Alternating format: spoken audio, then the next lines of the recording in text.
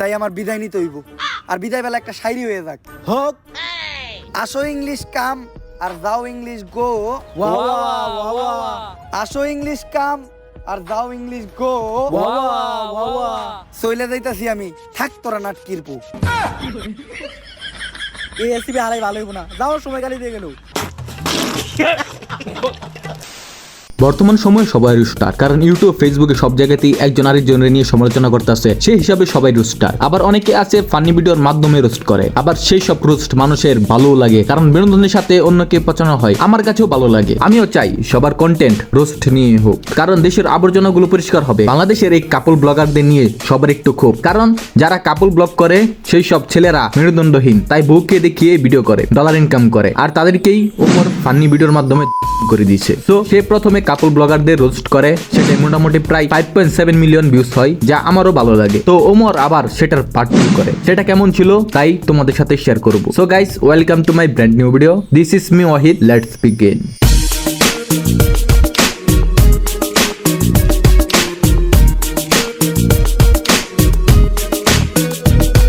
আসসালামু আলাইকুম, কেমন আছো সবাই? আশা করি সকলে খুব ভালো আছো। ওমর অন ফায়ারকে সবারই ভালো লাগে না, কারণ ওমর সব সময় সত্য কথা বলে, কারো পা চাটাচাটি করে না, তাকে তার ফ্যানরা ব্র্যান্ড বলে দাবি করে, কিন্তু এটা একটু বেশি পাগলামি। তবে ভালোবেসে ফ্যানরা ডাকে, তাতে কি আর করার। তো আমি মূলত ওমরের কাপল ব্লগারদের রোস্ট ভিডিওর জাস্ট 2টা ক্লিপ তোমাদের সাথে শেয়ার করব, যে কথাগুলোর সাথে আমিও একমত, আর সেই পার্টগুলো আমারও ভালো লাগছে। তো তোমরাও দেখো। আচ্ছা বাতিজে, একটা বিষয় মানুষের মুখে খুব শোনা যায়, তোমাদের মতো কাপড় ব্লগাররা যারাই আছো, বউ দিয়ে ব্যবসা করে খাও, তোমরা নাকি তোমাদের বউয়ের কথায় উঠো বসো। এই বিষয়টা কতখানি সত্য? এইটা একটা গুজব, আর আপনি তো জানেনই বাংলাদেশ গুজব দিয়ে ভরা। বউ দিয়া ব্যবসা করে খাইতে কি বউয়ের কথায় উঠতে হইতে হইব নাকি?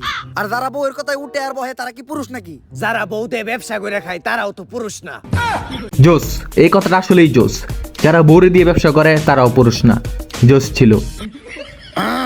অন্য কাপল ব্লগার কথা তো জানি না, কিন্তু আমার বিষয়টা আলাদা। আমার কথায় আমার বউ উঠে আর বহে, একটু এদিক থেকে ওদিক করলে ফেরত করে তালাক দিয়ে দিব। যাক কাকা, আপনি একটু বাইরে দিয়ে বহেন, আমি আর আমার ওয়াইফ রেডি হয়ে যাইতাছি।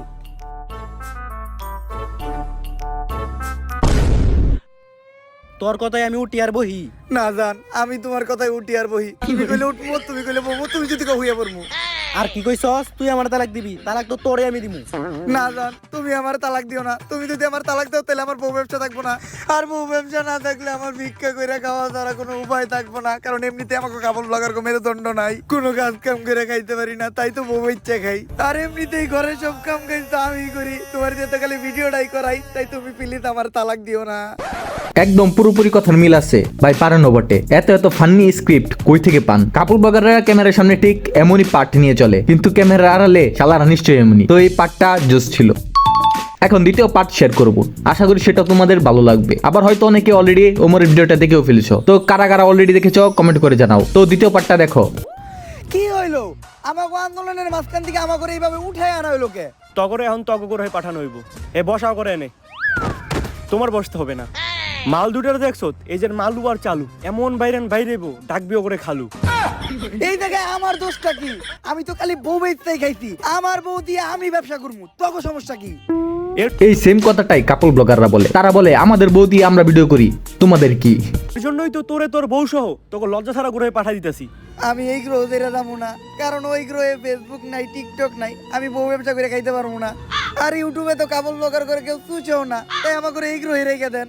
জান, এভাবে কাজ হইব না, তুমি একটা ইমোশনাল র‍্যাপ কও। ঠিক আছে, আমরা কাপল ব্লগার, আমগো নাই কোনো লজ্জা শরম, বউ দেখাইয়া আমরা ডলার কামাই গরম গরম। পোলা পান ভিডিওতে কমেন্ট করে অনেক চরম চরম, দেয় খালি গালি লেহে ওরে হালা আর হালি, কি ভিডিও বানাস দেখলে মুখ দিয়ে বাইরে গেলি। ওই আমি কাপল ব্লগার, আমার নাই কোনো পার্ট বা ভাব। তোর র্যাপের মায়ের রে বাপ। ভাই র্যাপটাও স্থির। কার কার ওমরের র্যাপ সংটা ভালো লাগছে কমেন্ট করে জানাও। ওই যে তোকে এলিয়েন আপ বাইরে পড়ছে।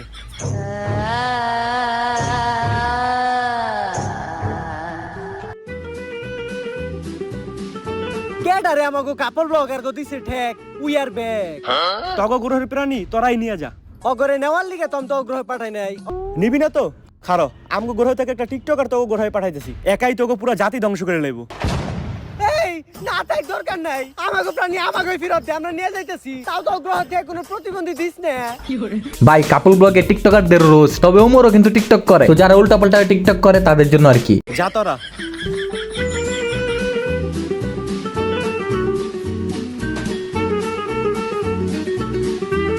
মনে রাখিস আমি ওগরে নিয়ে যাইতেছি, কিন্তু কাপড় ব্লগ একটা ভাইরাস, যে ভাইরাস তো গ্রহে পুরো ছড়িয়ে গেছে, যেটা কোনোদিন শেষ হইব না। একদম ঠিক, সেটা ভাইরাসের মতো ছড়াই গেছে। এখনকার ছেলেপেলেরা বিয়ে করেই কাপড় ব্লগ শুরু।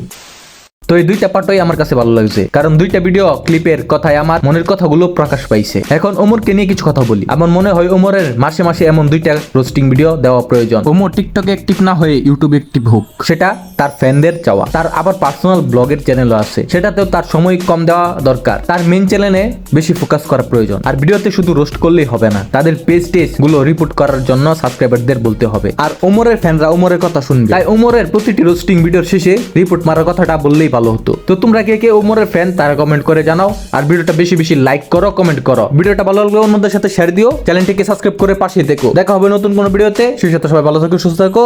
আল্লাহ হাফেজ।